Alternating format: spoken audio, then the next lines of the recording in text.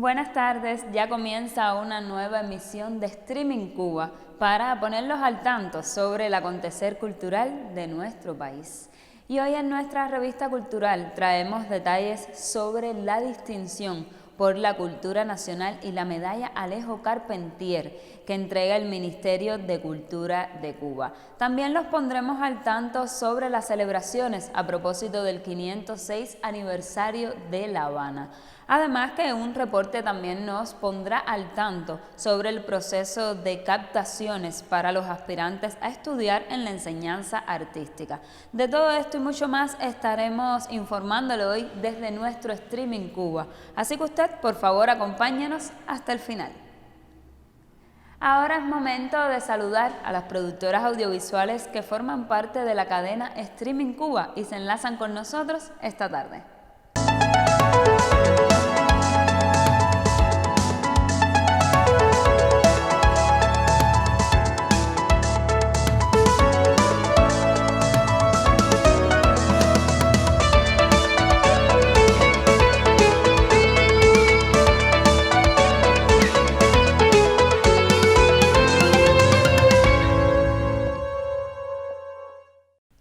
Y el primer saludo en esta tarde es para el equipo de Habana Streaming, aquí en la capital de todos los cubanos.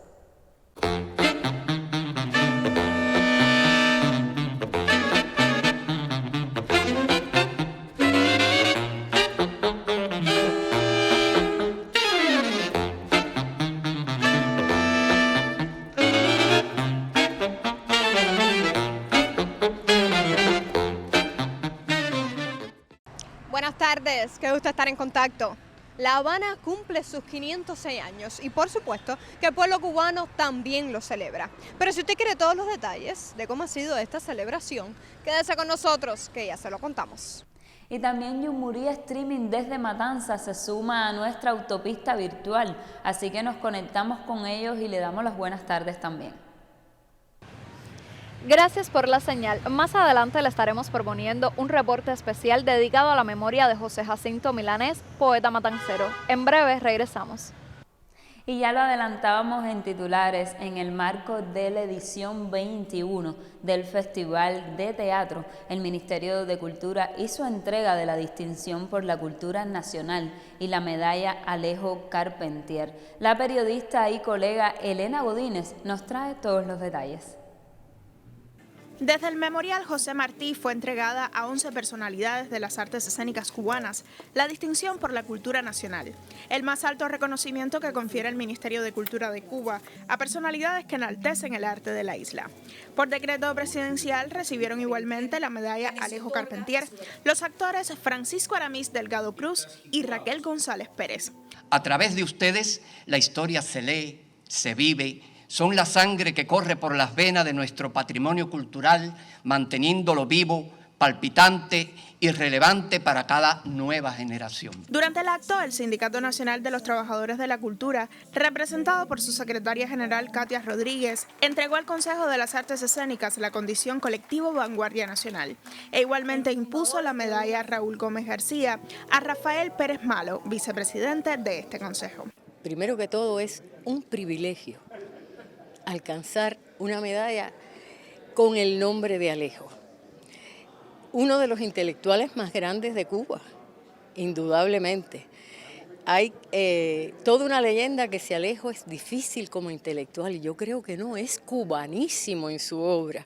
Lo he disfrutado, he releído su obra siempre. Y tener en estos momentos, en nuestro país, que vive momentos duros y difíciles, una condecoración de esta categoría, te podrás imaginar que lo que hace es llenarnos de compromiso con el arte. No es haber sido reconocido por toda mi carrera artística, por todo lo que he hecho, por donde he transitado, incluso comencé por la actuación dramática con Tito Junco, después pasé por el Folclórico Nacional de Cuba, antes mi trayectoria como bailarín, y después el Folclórico Nacional de Cuba, pues bueno, soy el único fundador que quedo de esta compañía de danzas tradicionales de Cuba, JJ. Es una emoción bastante grande porque además es la continuidad familiar de mi padre Pequi Pérez. A nombre de los condecorados tomó la palabra la asesora escénica Gladys Alvarado González, quien afirmó que recibir este reconocimiento en el Día del Centenario de Raquel Revuelta constituye un honor, un compromiso y un regalo que les hace la patria para honrar cada trayectoria artística. Tras el sonar del cañonazo, La Habana se encendió este fin de semana con una atmósfera de historia y emoción para celebrar sus 506 aniversario. Y desde nuestro streaming traemos detalles.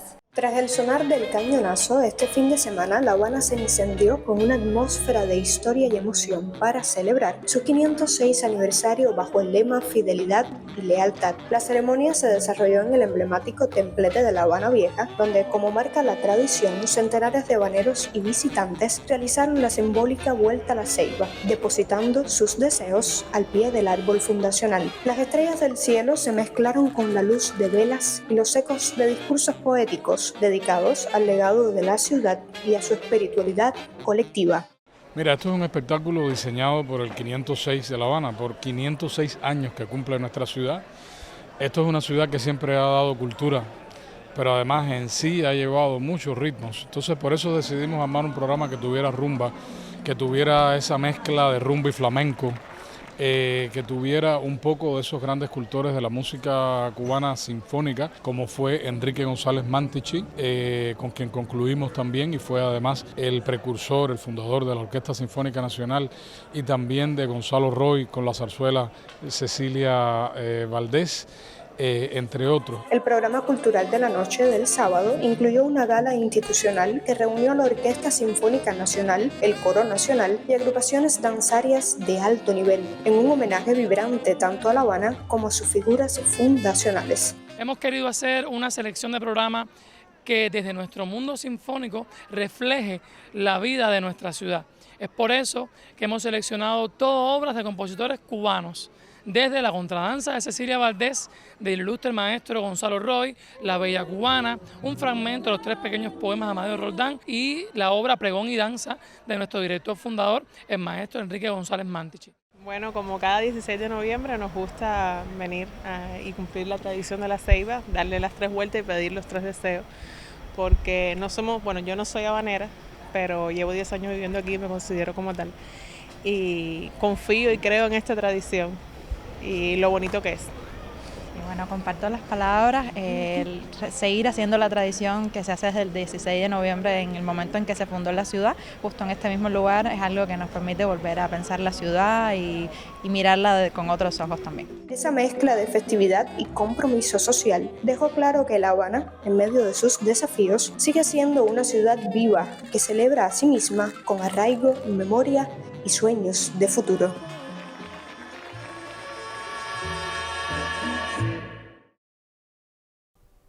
Y en este momento conversamos con Liliet Orozco Cabrera, quien es directora de la compañía danzaria Orozco Contemporáneo, y viene a ofrecernos detalles sobre la más reciente exposición que tendrá su inauguración próximamente, El Eco de las Formas. Muy buenas tardes.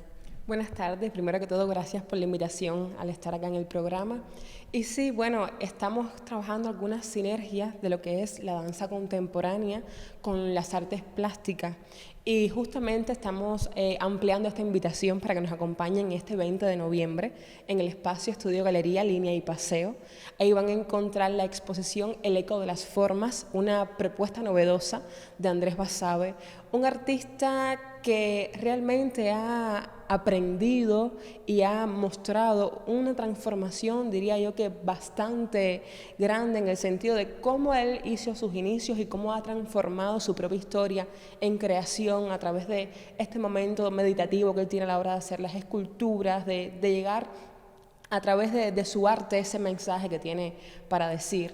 Y justamente esos puntos que vi en él los enlacé con el trabajo que estoy haciendo a nivel coreográfico con la compañía de danza, cómo él clasifica esas formas, cómo esa escucha de esas esculturas pueden ser algo más que simples formas, sino texturas, ritmo, cómo adquieren movimiento, incluso hasta sonidos, con tan solo tener esta conexión con ellas. Y justamente estos parámetros, estos puntos, los hemos estado ligando a nuestro trabajo creativo coreográfico. Y bueno, nada, espero que puedan acompañarnos, vuelvo y repito, 20 de noviembre a las 6 de la tarde. Las puertas estarán abiertas para todo quien quiera asistir. Qué interesante. ¿Y conoce cuántas piezas formarán parte de la exposición? Sí, van a ser 7 piezas. 7 piezas, están inspiradas muchas en esculturas de insectos. ¿Por qué? Porque al artista le ha llamado un poco la atención ese tipo de insectos que normalmente suelen ignorarse, esos seres que realmente forman parte de nuestro ecosistema y que a veces no le damos la atención necesaria, porque al final todos formamos parte de la misma cadena alimenticia. Y las estructuras están bastante peculiares. ¿Por qué? Porque es trabajada con cartón reciclable. Es una forma de cómo reutilizar desechos que diariamente nosotros, digamos que ponemos al lado, y cómo esos desechos se convierten en arte. Cómo ese tramado, cómo esa introspectiva vuelve a renacer desde un punto diferente para reutilizarse. Un título muy sugerente de la exposición, El eco de las formas. Desde tu opinión, ¿qué crees que su autor quiere expresar con esto? Realmente con la conversación que he tenido con el artista, con Andrés Basabe, y también la conversación que hemos tenido a nivel de movimiento con este trabajo, realmente ese eco, esas formas son más que simples estructuras. Son texturas que van acompañadas de una sutileza, porque realmente es un proceso bastante, digamos que largo, para lograr terminar una pieza de esta dimensión con estas estructuras. Entonces, digamos que ese eco es esa resonancia, que es una resonancia que va diciendo todo ese proceso que se ha ido teniendo durante años, durante tiempo, y cómo ha ido evolucionando su propio trabajo. Entonces pienso que ese eco va de esa transformación, de esa evolución con estas formas que tienen estas esculturas. Bueno, Lilia, muchísimas gracias entonces por ponernos al tanto. Un placer. Nosotros seguimos con más, así que acompáñanos hasta el final.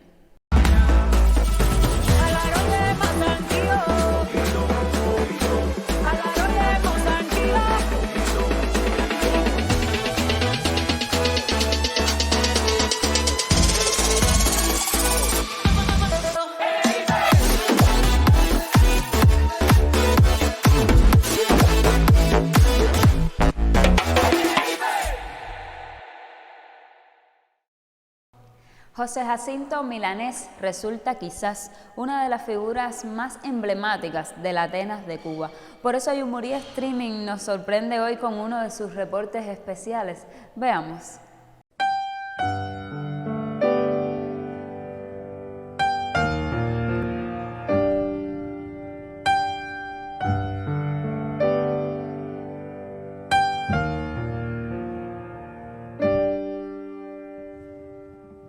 José Jacinto. José Jacinto Milanés resulta quizás una de las figuras más emblemáticas de la Atenas de Cuba. Considerado como el primer ingenio poético cubano, se convirtió en uno de los principales cultivadores del drama romántico en lengua española del siglo XIX. Pese a ser el mayor de los hijos de una familia numerosa y de escasos recursos económicos, su sensibilidad y educación le aportaron conocimientos que más adelante plasmaría en su obra. Es el primer poeta importante que nace en Matanzas, porque en Matanzas habían pasado otros poetas importantes antes de Milanés. Había pasado Heredia, pero Heredia era santiaguero, Plácido, pero Plácido era habanero. Había pasado también Manuel de Sequeira, anterior a estos dos que mencioné, pero también era habanero. El primer escritor importante que nace en Matanzas es José Jacinto Milanés. Milanés hizo poesía, hizo teatro, y publicó también artículos, algunos con carácter ensayístico, pero su mayor relevancia, por supuesto, la tuvo en la poesía y en el teatro. José Jacinto de Jesús Milanés y Fuentes nació el 16 de agosto de 1814 en el número 38 de la ciudad de Matanzas, inmueble ubicado en la calle que actualmente lleva su nombre y donde radica el Archivo Histórico Provincial. Allí vivió toda su vida y escribió gran parte de su obra. Una intriga paternal, El poeta en la corte y El mirón cubano vieron la luz en dicha casona. así como gran parte de su poesía romántica. El momento cúspide de su carrera llegaría mucho antes, en 1838, con el estreno en La Habana de su obra El Conde Alarcos, puesta en escena que desencadenó su primera crisis nerviosa, por lo que se negó a verla. El Conde Alarcos es la obra que marca el triunfo del romanticismo en Cuba, en la escena cubana.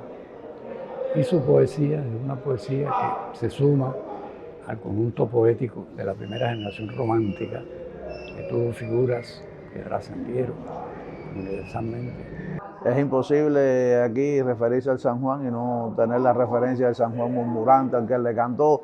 Es imposible hablar del Valle de Umurí sin pensar en los poemas que él le dedicó a la ciudad, al valle, a sus alrededores, en fin, que la presencia de Milanés está presente en el quehacer de los artistas matanceros. Su obra está marcada por una profunda sensibilidad y tristeza, producto de un amor frustrado. Cuentan que José Jacinto rompe su compromiso tras enamorarse apasionadamente de su prima Isabel Jimeno.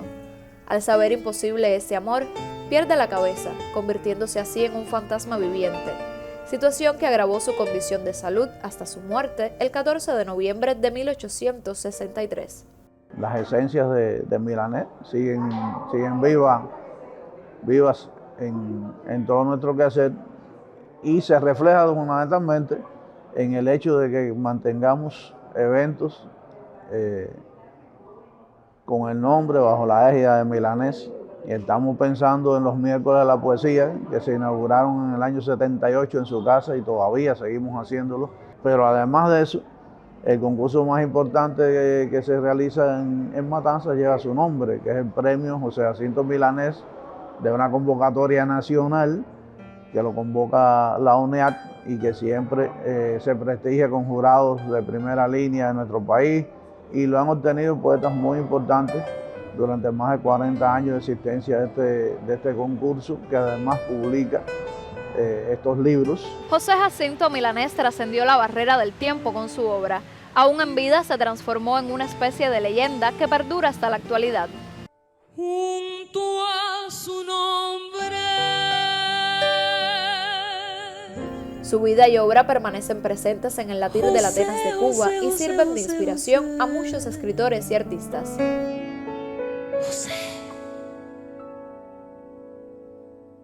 Y la exposición azul del artista visual Mercedes Pardo se exhibe en la Alianza Francesa, y sobre esto nos cuenta la periodista Elena Godínez. La Alianza Francesa de Cuba, en su sede de Prado, inauguró la exposición titulada Azul del artista visual Mercedes Pardo. Para ella, un sueño cumplido junto al público y los funcionarios de la Embajada de Francia, entre los que se encontraba el excelentísimo embajador de esta nación en Cuba, Rafael Tranoy. Un reflejo de mi alma, porque yo tengo mucha afinidad con la naturaleza.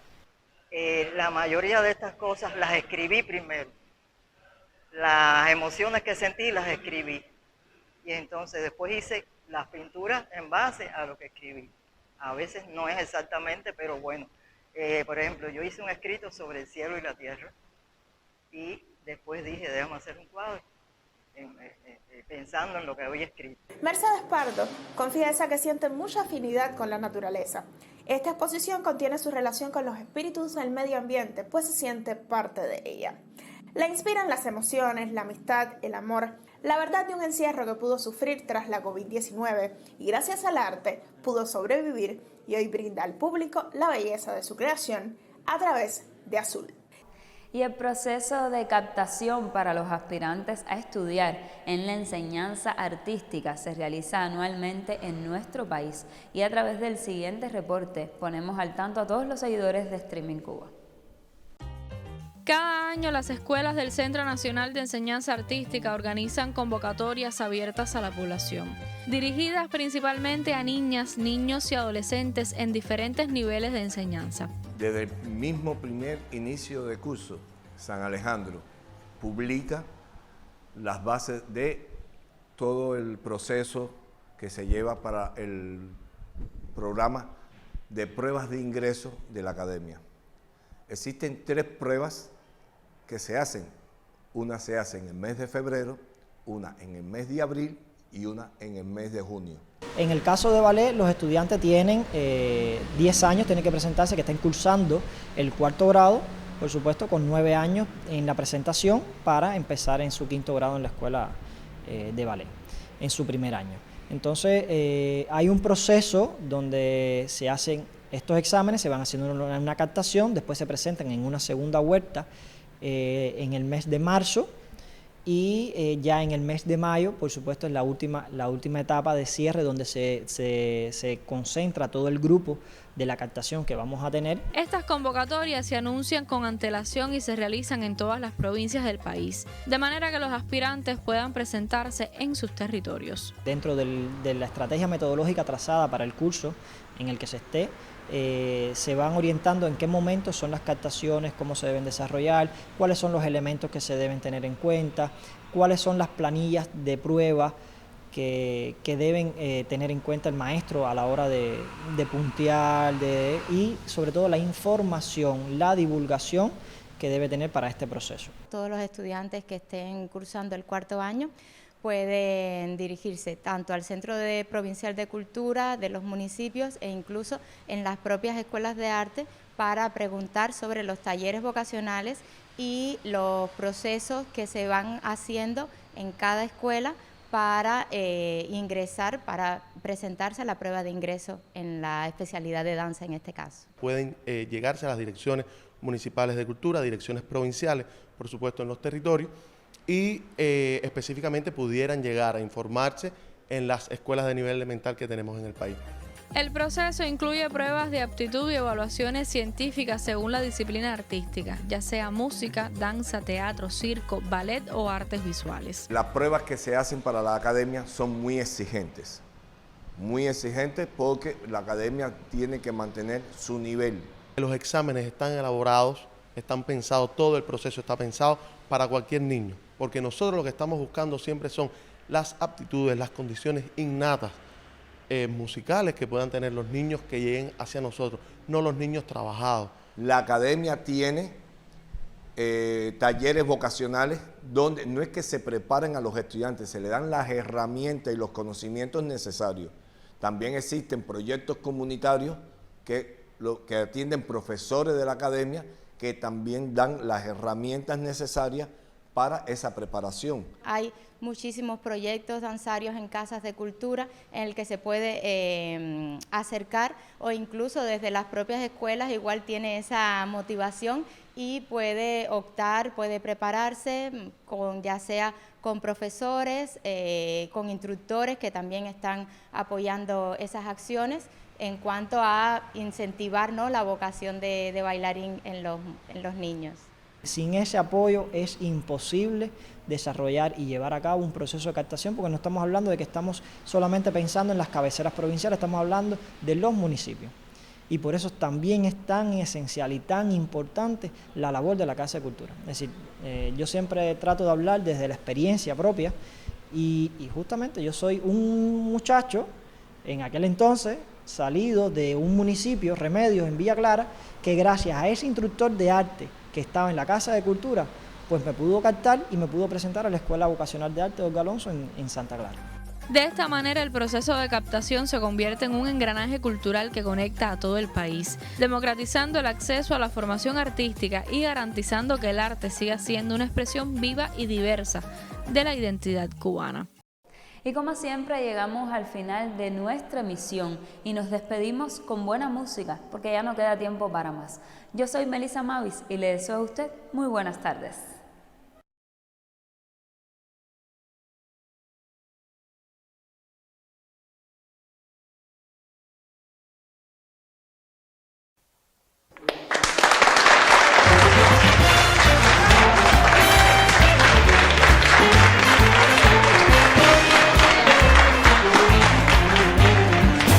Ven y moré tu imagen, el sentimiento azul, por eso yo te canto, porque me inspiras tú, el eco de tu voz, paisaje del amor, fragancia de Cuba y su sabor.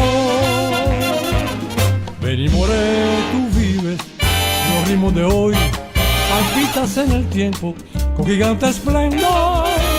Tu voz, tus melodías, tus cantos tan sinceros. Fuiste el gran caballero de rumba, guaracha y son.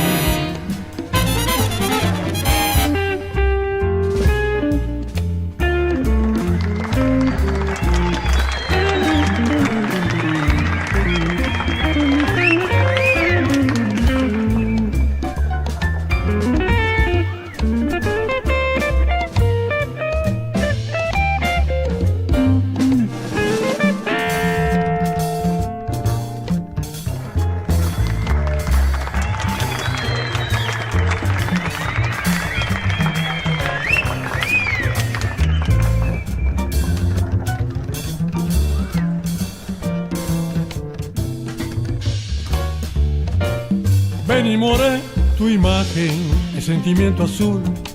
Por eso yo te canto, porque me inspiras tú. El eco de tu voz, paisaje del amor, fragancia de Cuba, de su sabor. Ven y more, tú vives en los ritmos de hoy, palpitas en el tiempo con gigante esplendor. Tu voz, tus melodías, tus cantos tan sinceros. Fuiste el gran caballero de rumba, guaracha y son. ¡Ah! A gozar ahora.